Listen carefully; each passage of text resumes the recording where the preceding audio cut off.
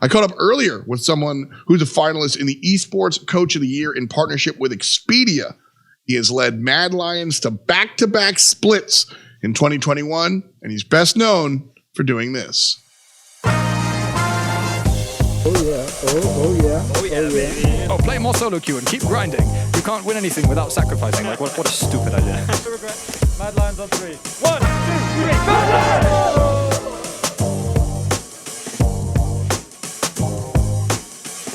What up, friends? I'm excited to be sitting here with the mastermind behind back-to-back European League of Legends champions, James Mac MacCormack, coach of Mad Lions. How you doing, buddy? I'm very well, thank you. How are you?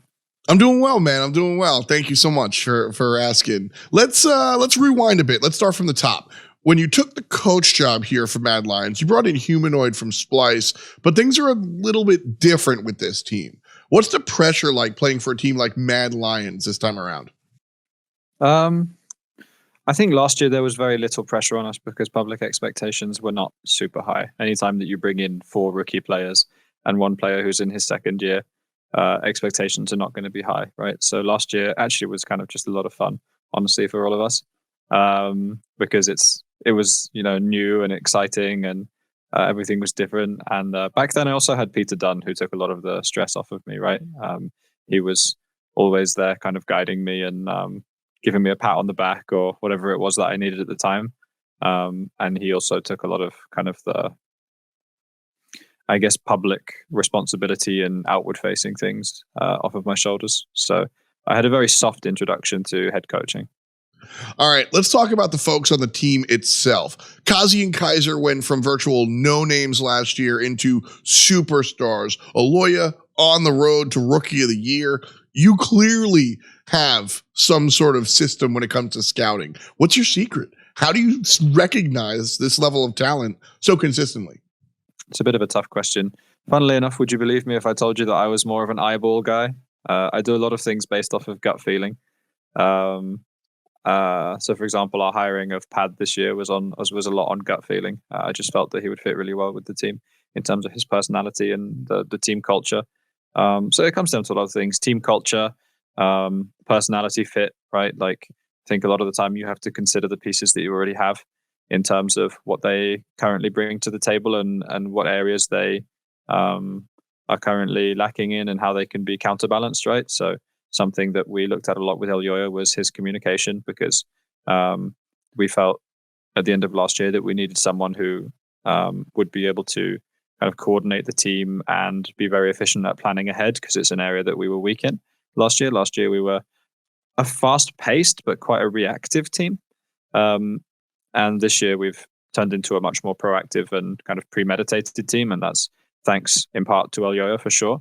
I would say Elyoya and Humanoid do a lot of the heavy lifting on that one. So some of the addition there was to take some of the burden off of Marek in that sense, to make sure that he didn't have to be the only one that was taking care of that, because it's just not everyone's natural strong point, right? Some players are reactive and some players are proactive in the way that they communicate and in the way that they plan ahead and in the way that they see the game. So having a balance there is important. I mean, the biggest factor, I guess, is what I would describe as roster balance, right? Which is a little bit of everything I've just described. That's kind of cool. I love that in such a stats-based world that there's still a space for gut feelings, and clearly it's been working out. So if it ain't broke, don't fix it. That's what we say here in America.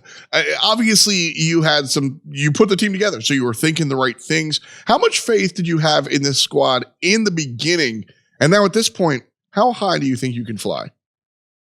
I think initially when we signed people, there's always a lot of question marks, right?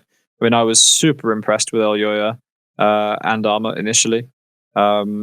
With a player like Yoya, I mean, I listened to the way that he communicated with some VODs, and I interviewed him, and I was pretty sure that he was the right guy, and that he had a really high ceiling. With Arma, there were like a lot of question marks as to how someone will transition from Turkey to LEC and culture fit and personality fit and things like that, because I felt like I didn't know him quite as well. And yeah, obviously I hadn't seen him play on the international stage against like I'd only seen him play against play-in teams, us included. But for sure against us, he was really good, right? So that was an easy one. When it comes to actually evaluating the team, I don't think I had an impression of that until our like December boot camp this year gave me really high hopes. I think in the December boot camp it was really obvious that we were top 3 at that point, but that can also change very quickly. I think at that point Vitality was also top 3. Vitality were fantastic in scrims, and then they kind of tailed off very quickly throughout the year. It's kind of like that old boxing analogy, right? Where sparring is one thing, but it's a whole different ball game on fight night, right? Yeah, and I think that's a big strength that we have as a team, right? Like on fight night, on big stage games, or we haven't had big stage games technically this year, really, because there's not been a crowd, right? Which is a shame. But when it really matters, our players kind of have another gear. It feels in terms of the way that they respond to pressure. Both emotionally and also in terms of the decision making inside the game, which I think has been a huge factor for us. How have you managed to prepare them for that pressure? I think a lot of it is about the way that we internalize pressure and the way that we internalize expectations, right? Like, I point blank refuse to speak about expectations publicly. When it comes to, are you going to win? What are your expectations for playoffs? Do you think you're a top 4 team? Like, things like this are things which are not helpful to a team, because as a coach and as competitors, our job is to focus on the process and to focus on the things like the everyday actions and practice habits that will make us really good, and not focus on what happens if I win? What happens if I don't win? Should I beat this team? Are we better than this team right now? Like, those are not questions that you should plague your mind with, because they're just distractions. And I think that's a big part of dealing with it. Because, for example, in spring, when we won finals, I don't think we'd had a single conversation before that about winning. I don't think anyone had mentioned winning once, because it's just not useful. Respect for that, man. A lot of the great teams don't talk about expectations and that sort of thing. So there's a lot of wisdom in that sort of approach, to be sure. So hats off for that. That's pretty sick. Moving on, what people or resources have you personally turned to as you look to grow as a coach? Yeah, I spent a lot of time this year reading about different coaches. It's something that I really wanted to expand into this year, because I felt like by the end of last year, I felt like my kind of League of Legends understanding and my understanding of the scene and the industry had reached a point that I was really comfortable with, and a point where like my everyday coaching abilities, right, like my ability to empathize and communicate, had reached a point that I was really happy with. So kind of looking at like the bigger picture of coaching and coaching philosophy was the next step. So I spent a lot of time looking at different coaching philosophies and cultures this year. Off the top of my head, who do I really like? I really like Pete Carroll of the Seattle Seahawks. I really like Bill Belichick. I really like Sir Alex Ferguson of Manchester United. And I really like Greg Popovich of the San Antonio Spurs. I'd say those are the top 4 that have inspired me this year. I like that you've got a lot of different sports there. You got some NBA, some American football, some soccer, and that sort of, you're looking all over the place for inspiration. I think that's a big deal. I shout out to the Coach Pop mention. I like Coach Pop, so I think there's a lot to learn from him for sure. And everybody else you mentioned, learn from the greats. No such thing as an original idea. I'm a big believer in copying people who have already got it right. All right, Mac, time for some fun. I'm going to ask you a couple of questions, and I'm looking for 2 answers. Should be pretty simple. Let's try it out. All right. Off the top, your 2 favorite League of Legends champions. Shaco and Renekton. Favorite games?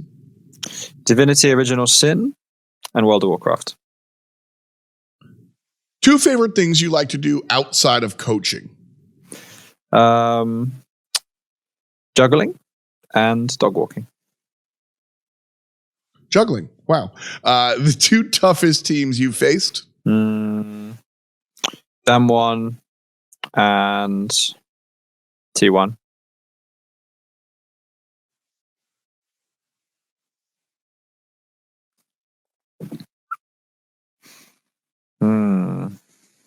This one might be tough. Favorite League of Legends seasons? Which was the Rocks Tigers year? Was that 2016? I'm not sure. The Rocks Tigers versus SKT World semifinals year. That was the best.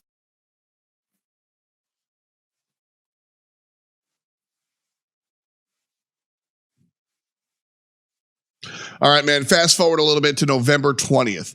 How would you feel if you went up and took home the prize of Coach of the Year? I mean, it's very gratifying to be recognized for something like that.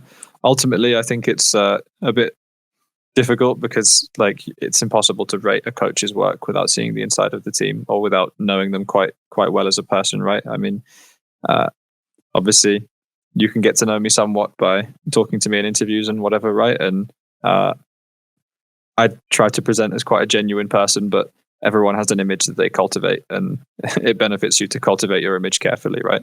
I don't think it really necessarily reflects on my work, and it doesn't necessarily say that I've actually done anything good. Maybe I just hired the right people and they did all the work for me, right? A team is only as good as the sum of its parts, right? So listen, you're obviously very accomplished, but I give you mad points for how humble you are. Right thought process, though. Probably why you're such a good coach. You surround yourself with the right people, and the right things should just happen. I mean, hiring is definitely a big part of the success that we've built up in Mad Lions. I think hiring the right people. I think that started with all the way back in 2018 with Peter Dunn, and things have slowly built up since then. And yeah, a lot of my philosophy about how to build a team, how to hire people. A lot of the practices I do in interviews and things like this come straight from Peter. I've inherited a lot from him. So I think I owe him a lot of gratitude there, and still do, because he still continues to mentor me quite frequently. Bless him. So yeah, I mean, certainly I'm very proud of what we've built up in terms of the people that we have around us, and I'm really grateful to be working with them. All right, one more game, my man. We're going to play This or That, presented by Secret Labs. Again, should be pretty simple. I'm going to give you two options. You got to pick one. Ready, set, go. Mid or jungle? Mid. Kha'Zix or Rengar? Rengar. Film or TV? TV. TFT or Runeterra? TFT. Dogs or cats? Dogs. Dogs is right. Baron or Elder Drake? Elder. Hamburger or hot dog? Hamburger. Germany or the UK? Oof, Germany. This one's kind of fun. If you could time travel, would you rather go backwards or forwards? Backwards. IG or Twitter? Twitter. Xbox or PlayStation? Xbox. Counter-Strike or Valorant? Don't care. Which would you rather have? X-ray vision or super strength? Oof, super strength. This is my personal favorite. Would you rather be a gold medalist or a Nobel Peace Prize winner? Nobel Peace Prize. Apple or Android? Android. The most important question, Pokemon Red or Blue? Blue. Charmander or Squirtle? Oof, Charmander. Would you rather be too hot or too cold? Too cold. Pineapple on pizza, yay or nay? Indifferent, I guess. Yeah, it's fine. And finally, here's a big one. What does esports mean to you?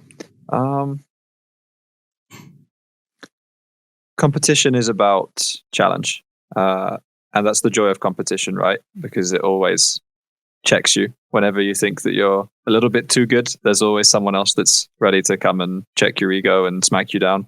And then you have to start again with the grind, right? So to be a competitor, to be like a true competitor, you have to always improve every single day. And that's really, really close to my heart, is always feeling like I'm moving forward in at least some way, and always feeling like I'm learning. Thanks for your time, Mac. Congratulations on the back-to-back LEC championships. And of course, the nomination for Coach of the Year presented by Expedia.